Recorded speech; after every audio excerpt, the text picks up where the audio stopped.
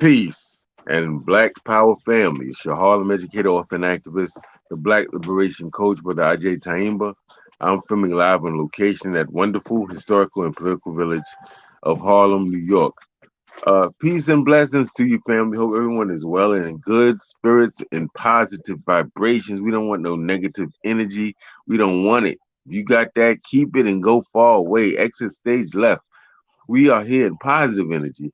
We are here with the gratitude attitude because we know no matter how bad things are for any one of us, it could be a billion times worse, right or wrong. That's what I thought. Family, today is yet another controversial day. Controversial because some in our community believe we should not acknowledge or celebrate any of the enemy's holidays. So there are a group of black people who's like, I ain't celebrate Mother's Day, Father's Day, none of that. And I respect that. I understand that. And then there's people who say, look, if my family celebrates it and we get together and we can talk and love each other around the day, then to the extent that I will go to a family member's house or call them up and say happy whatever's day, I'll do it. So it depends on what side you fall on. You either kind of support the day in a sense or you don't. But to those of you who celebrate and acknowledge this day, happy Father's Day to you. To those to whom it applies. When I say fathers, sisters, love y'all. Much respect for all your contributions. You are, without a doubt, the backbone of most black organizations, most black institutions, and most black households. However, when I say happy Father's Day, I'm not talking to any women. I'm talking to men who are fathers in homes that have children, biologically or otherwise. Happy Father's Day to you, my brothers. I would like to briefly talk about under the topic of what makes a good father. And I think one of the ways I want to approach this is simply to ask what makes a good man? Because you can't be a good father and not be a good man at the core fundamental level. I want to say as a disclaimer, I'm not one of these all or nothing guys. I'm practical. So in no way does this mean that anybody who's a little weak in one of these areas is a bad father.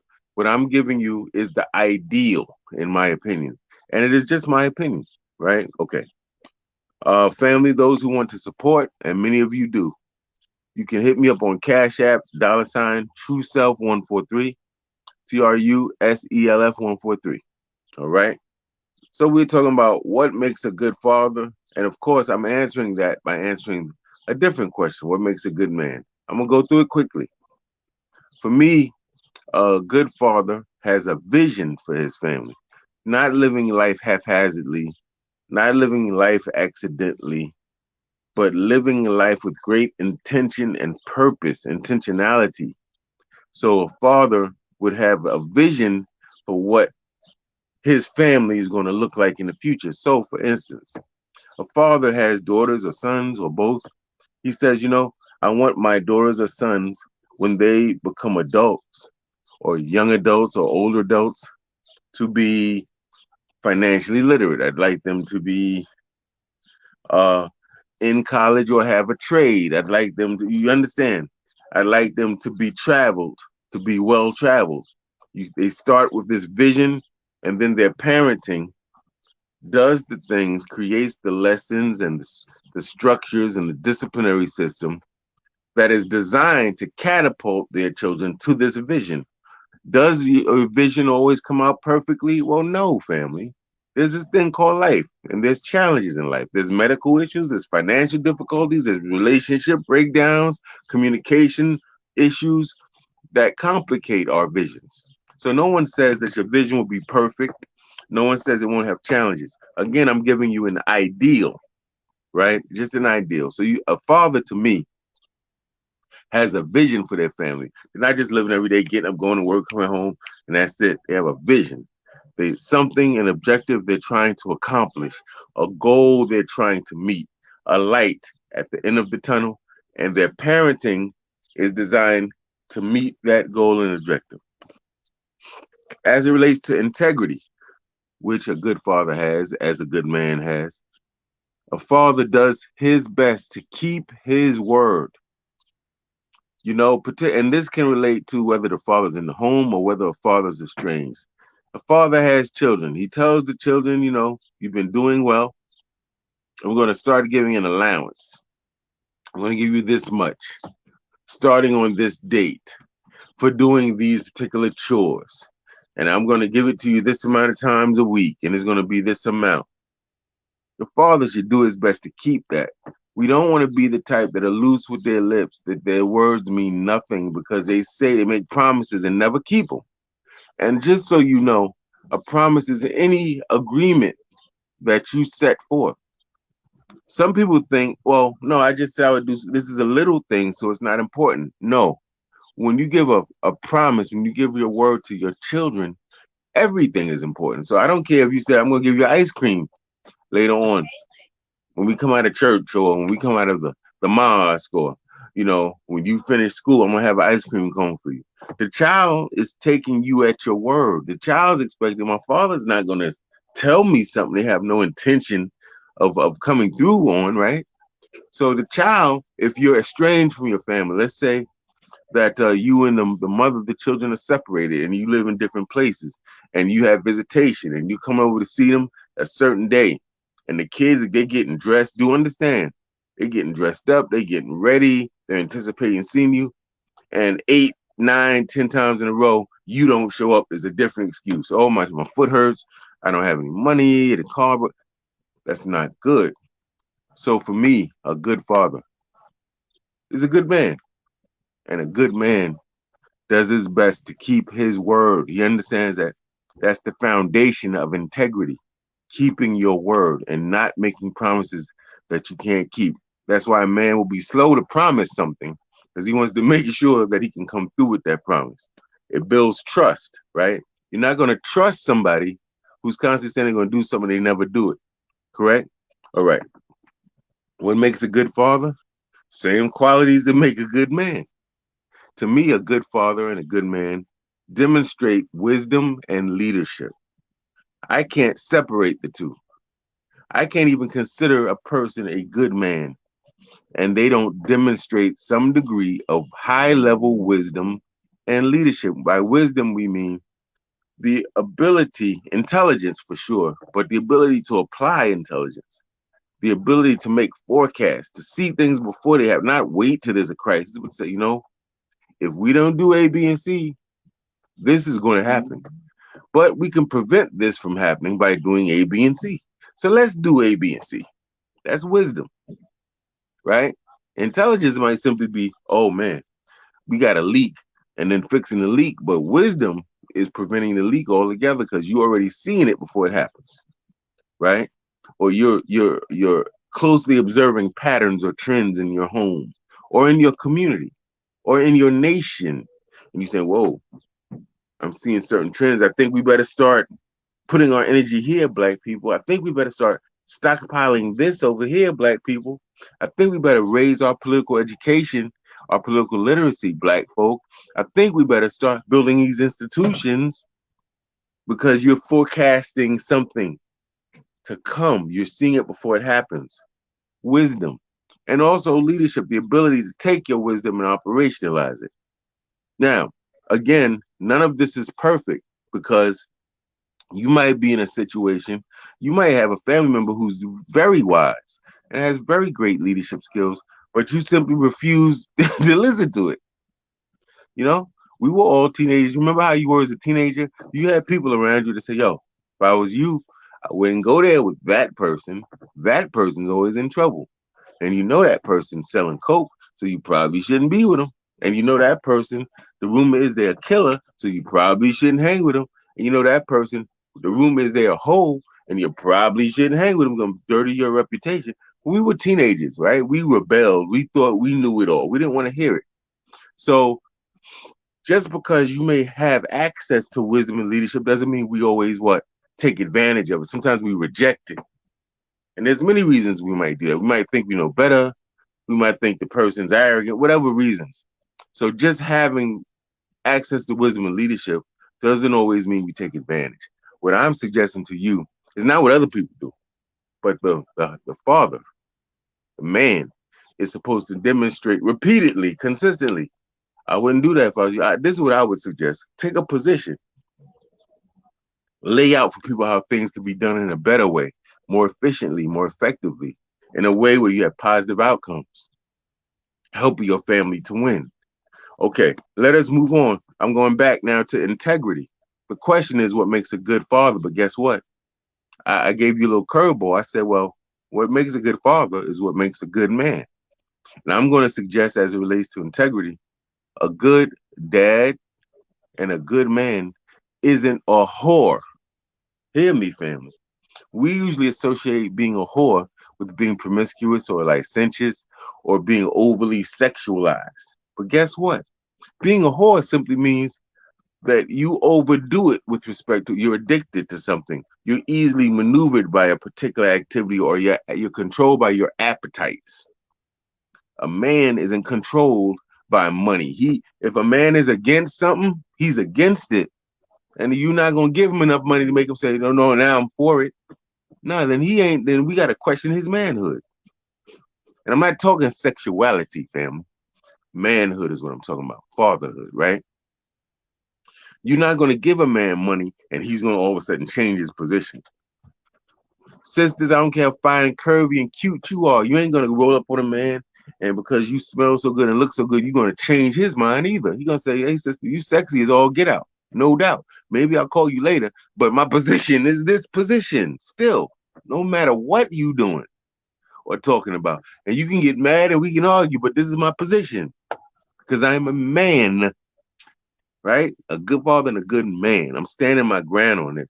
Now, if you can hit me in the head through logic and show me how this position is better than mine, how my position is weak or deficient, then yeah, I will change my mind, but it ain't gonna be because you so fine and cute. No, no, no, because I'm not a whore, right? Also, I'm not going to do things that go against my value system just for attention. So notice a whore can be a whore for attention, money, sex, fame. It could be anything, any appetite, right?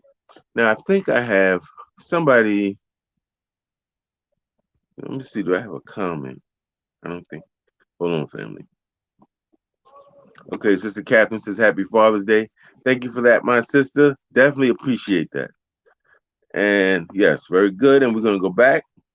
The question is what makes a good father? I have answered it. I'm answering it by saying what makes a good man. I want to show you that a lot of these principles are universal. I want to show you that what's good for the goose is good for the gander, which means what's good for the male goose is good for the female version or the gander. So this is goes past gender. This goes past all of that. If it's good for the man or the father, chances are these are also good for the woman or the mother. It's universal knowledge, family. It's wisdom, open and accessible by anyone who seeks it. Knowledge crowns those that seek her.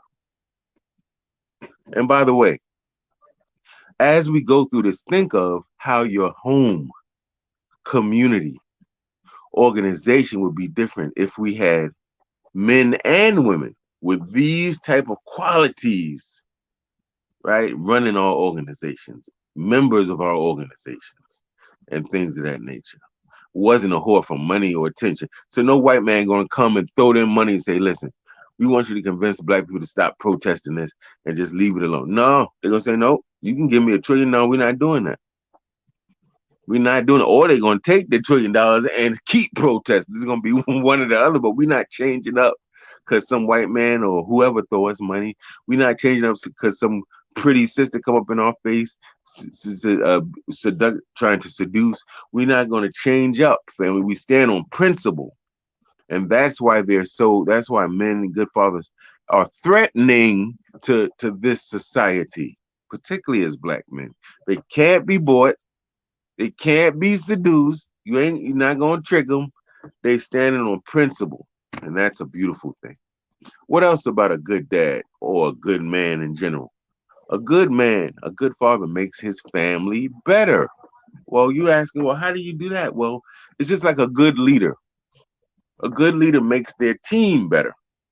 Not just the good leader has all these individual records and they won games and they got accomplishments and they're in the news, but they live their lives in a way They model certain activities and behaviors.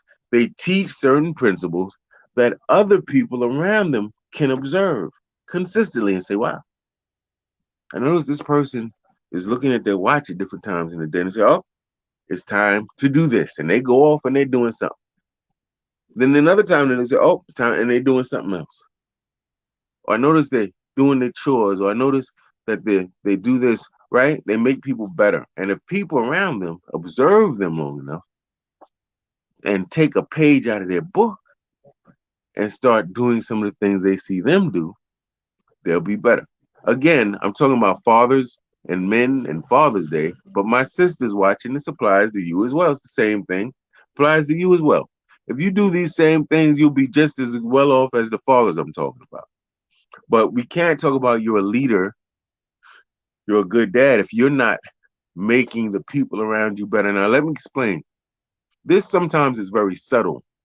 This is not always this grandiose change. People change all of a sudden, they're completely different. No, it might be little subtle things. The person might become better at something. The person may not have been thinking in this way, and now they're thinking this way. Their consciousness level may have been low, and now their consciousness is increasing, right?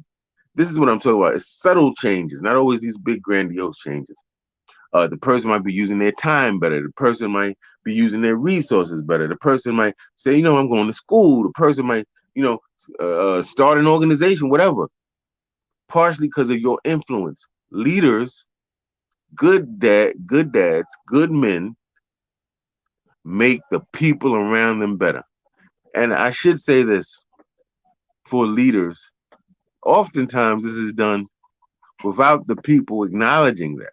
So don't worry about if you get credit for it. Just do the work. Be the best you can be. Model what you're talking about. Talk it, but model it. Walk the walk, talk the talk. And hopefully you're going to see, wow, people, slight shifts in behavior or thinking, right? You make people around you better. What else? A good dad. What makes a good dad? Same thing that makes a good man. A good dad is useful and relevant. Wow. What do we mean? Useful is self-explanatory. You can't fix your mouth to say you're a good dad. And you're not helping with chores, you're not fixing nothing, you're not paying no bills. You have to be useful to your household. Now, of course, in the capitalist framework, the only way we see usefulness is, oh, you giving money and you giving gifts and you taking people places but no, that's one of the key ways. But there's other ways you can be useful. You can be useful by instituting discipline in your home, right? You can be useful by helping out so that one person or two people in your home aren't doing all the work. So people have time to breathe and relax and to engage their own interest, right? To have leisure time to see their friends and read or whatever they like to do because you're helping out in the home. It means that if you see a problem, you have initiative to step up and do something about it. You don't just sit and wait to see who else is going to do it. If you know how to do it, you're going to step up and try to address the issue. Useful. And being useful and relevant is important. Relevant means that you are thinking thoughts, engaged in actions that are important to your particular home environment. So, if in your home environment, let's say you're dealing with issues of delinquency, you got a little shorty that's going in and out of reform school, the father has to be relevant. He has to come with a knowledge, a skill set. He has to a network that's going to address that problem. He has to be relevant, or else what is your usefulness is in question. You have to be relevant. If you have a person that's a superstar kid, highly accelerated, got great talent, but what they need direction and guidance, you're going to come with that. You're going to be able to take them and teach them and school them, introduce them to people, expose them to places and things, get their minds right, and things of that nature, right? Okay. If you love coming up in a wild environment with people shooting and stabbing each other all the time and drive-bys and all types of craziness, you as the dad are going to come with the knowledge to help your children to navigate that dangerous neighborhood, to know how to get in where they fit in, how to get in and out, right? Very important. Good dads, what makes a good dad? Same thing that makes a good man. Men are willing to take the unpopular position. Men ain't gonna pander. Men ain't gonna beg. Men ain't gonna. No. Man's gonna say, no. Do what do you think, honey? I disagree with that for these. They're gonna give you reasons, right? They're not just taking see, they're not the contrarian type. Contrarians are people that just like to disagree for no reason and other than they just like to disagree. Sometimes they can't even give you a reason why they disagree. Sometimes they actually agree, but they're going to publicly disagree. We're not talking about contrarians. I'm talking about there's times when you say, no, I can't agree with this on principle. I disagree with this because I don't think it's right. I don't think it's fair. I don't think it's balanced. So I'm going to disagree with it. Men are going to do that. Men are going to be, therefore, willing to be in the hot seat. Men are going to be willing to be in arguments. Men are going to be willing to create a kind of a uncomfortable situation. But what they're not going to do is pander. They're not going to just tell you stuff that you want to hear. Now, listen, we all want peace, family. So sometimes men and women watching, sometimes you as a man and woman say, you know what, this issue isn't that deep. I really don't agree with it, but I don't think it's a big deal and we need to move on. So sometimes we say, yeah, okay, that's cool. You make that concession because you realize that moving on right now is better than getting stuck in some back and forth wasteful argument that's going to escalate. That's different. But men and dads must be willing to take the unpopular position. I want to give you an example for this family because just because I think it's important. Hey, Sister Jackie, so Rebel Zephyr, thank you. Thank you for that. I appreciate that. I want to give you an example. Many years ago, when my oldest daughter, Nubia, was in fifth grade, fourth grade, very intelligent sister, hardworking sister, and the school wanted to skip her like 2 or 3 grades. Now, this would have meant that she would have been in like sixth or seventh grade, right? But was really supposed to be in fifth grade.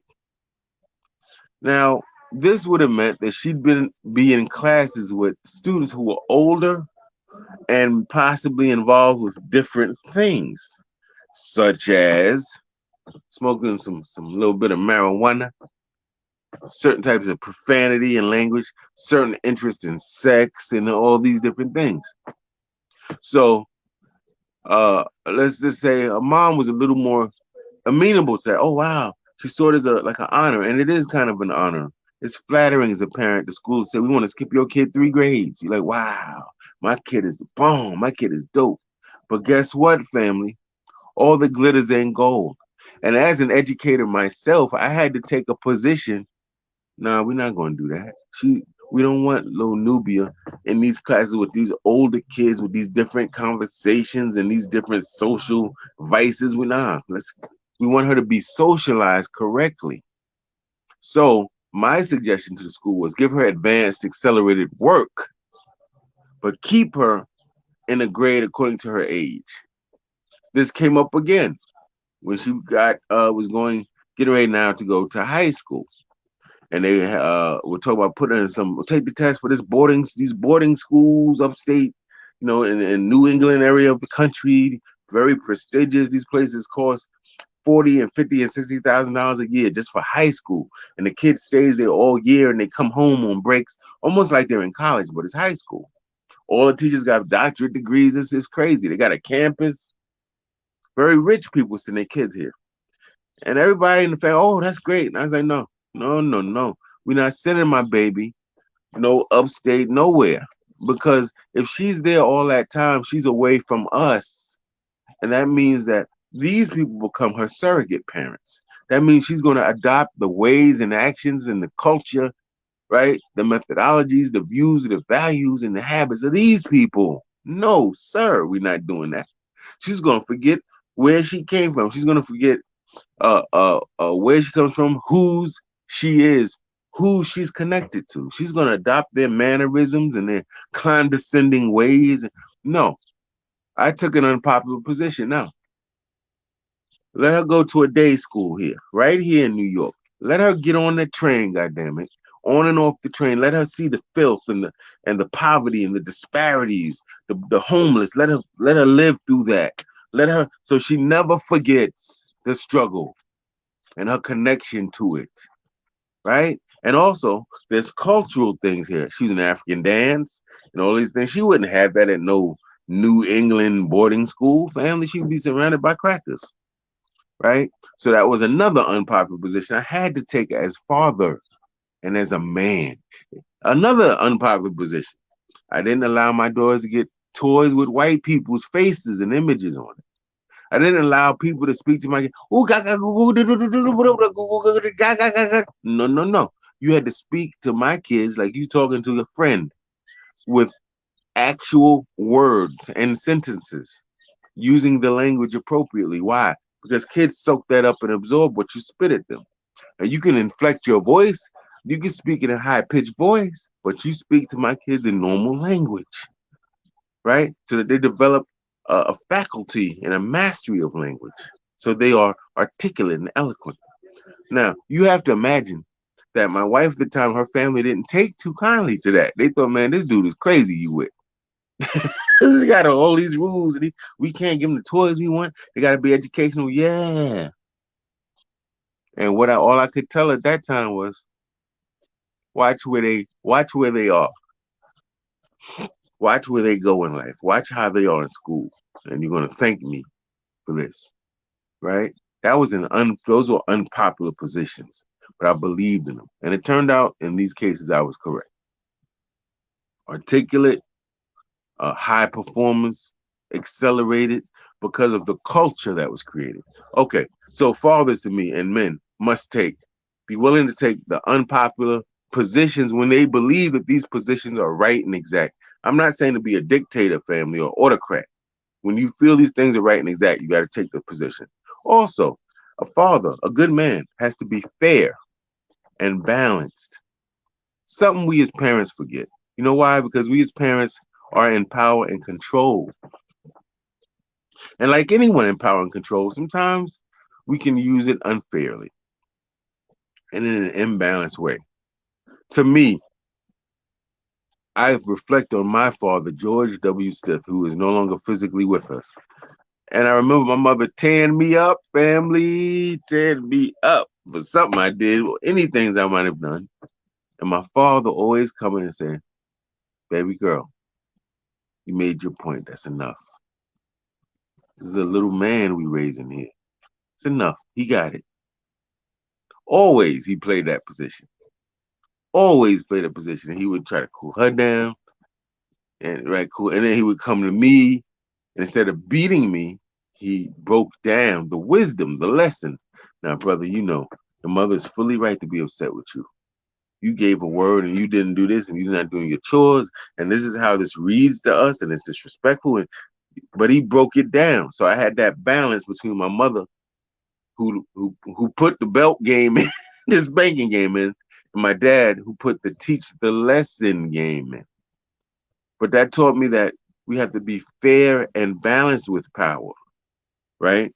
And that if we have trouble with that ourselves, then we need to be with people who provide our kind of opposite, our complement. So if we're very aggy, you need possibly be somebody who's a little cooler and calmer. You need balance and to be fair. And to me, dads, particularly black fathers, represent that, right? On a very basic level, I think good dads, good men, they bring honor to their family and ancestors. You know, they bring honor. So in other words, imagine that you're a child and you're walking with your father down the street, and there's 18 different women calling his name, cursing him out. One of you said you was gonna come here, and I ain't seen you in yet. And you're like, well, who are these women? That's not bringing honor honor to your family and your ancestors, right? Or you owe 80 million people money, or you're constantly running from the law, or you're violating people in your community. You got to look over your shoulder wherever you go. That's not bringing honor to your family and ancestors. You know, one of the greatest compliments I ever received was unintended. My oldest daughter was getting ready to go to college, and different colleges were trying to get her to go there, offering money and scholarships and yada yada. So she goes back to my undergraduate school, also where her mother went to school, Syracuse University. And but she doesn't go all the way to Syracuse. They had a brownstone downtown in Manhattan where they would recruit students and whatever. And so there's two brothers who are there talking to her, and they say, "Oh, so you see, your name is Tyehimba, and you said both your parents graduated from Syracuse, but we don't recall any Tyimbas." He said, "Oh no, my father changed his name." He said, "What was your father's original name?" Quentin Stiff. She said they damn near fell out their seat. They said, "Do you know who your father was?" She's like, "Well, he's told me. I heard. Oh my God, he was a troublemaker, but in a good way. He was involved in movements that changed policy at this university, that got new buildings put up at this university, that got millions of dollars changing hands at this university, right?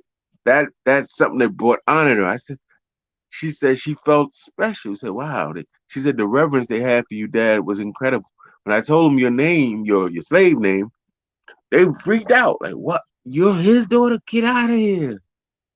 Honor. You don't want to be like, oh, that's your father, that's your people. No, you want your name, your father and mother's name should be opening doors for you, right? Okay. So I don't need to go into that. And then last but not least, what makes a good father? Same things that make a good man. I can't cover all of them, family, but I can give you a sense. To me, a good father or a good man will not sabotage or undermine their nuclear family, their immediate family, or their collective village. So in other words, a good a good dad will know the mom is breaking something down. She's doing it. This ain't the time for him to interject. He's gonna be quiet. Gonna let her say what he said. Let that rock. And maybe later on he'll pull the child aside and talk to him. But he's not gonna do nothing to undermine. He's gonna let that rock. In the same way that as we look at our communities, our larger communities, because to me a good father and a good man isn't just concerned with his household. He's concerned with his black nation. He wants to see other children and youth do good. It may even be almost like a surrogate father to many other people's children where there are no dads physically present, right? And he doesn't want to sabotage his village. So a good dad and good father will never be working with the CIA or the FBI, never be providing information on his people organizations to Popo, right? Never be snitching on the people. Would never be gossiping and trying to mess up the reputations of other brothers and sisters in the community, would just not participate in that. May have his own feelings about people, but he's not going to be going around trying to engaging in smear campaigns against other brothers and sisters that are in leadership. Now there is one obvious exception, and that is if he can prove that these people are collaborators with our enemy. That's a little different. If you're traded to the race, then you need to be undermined and sabotaged. But otherwise, they're not going to do that. They may say, I don't rock with this person for whatever reason. But they won't make it a big campaign to destroy somebody's name and tarnish their work and reputation. There's a movement going around now that's doing that, and I think that's very unfortunate. I think men conduct themselves that way. Men will have their opinion of other men, women, but they're not going to make it their business to go around hurting other people. Men don't do that. We're not sadomasochistic. We don't get pleasure out of inflicting pain on people. We don't get pleasure out of getting in the way of people's ability to eat, right? Turning families against each other. We don't do that. Let me just see. I see Sister Siobhan. Peace, sister. Thank you for your very nice words on my post yesterday. Thank you for that. Happy Father's Day. Appreciate it. Jahara, thank you also uh, for your positive words for happy Father's Day as well. Well, family, guess what? We're coming upon 35 minutes, about 15 minutes longer than I wanted to go. I'm sorry, but I am done. That is my little contribution to what makes a good father. Remember, it's the same thing as asking what makes a good man. You're just applying this now to a man that has influence over children. That's all. But it's the same qualities. And the sisters, if you think about it, you're going to find that some of the things we talked about in relationship to men and fathers apply to women as well. Some of these qualities are good for mothers, make mothers good mothers. Well, thank you for listening, family. I'm going to be pulling back from social media. I got two big community projects I'm working on. It's going to take time and concentration. So I won't be here as often, but I promise you when I come back, I'm coming back like the conquering lion of Judah, family, with something that you're going to find very relevant and useful, particularly those of you who are community organizers, activists, leaders, or members of organizations. With that said, family, thank you for listening. Have a beautiful day. Love on your dads. Try to be forgiving and empathetic. They're not perfect. You're not perfect, but try to take the fish and leave the bone. Peace, Black Power, Kusu, free the land, and guess what? We will win. Peace, family.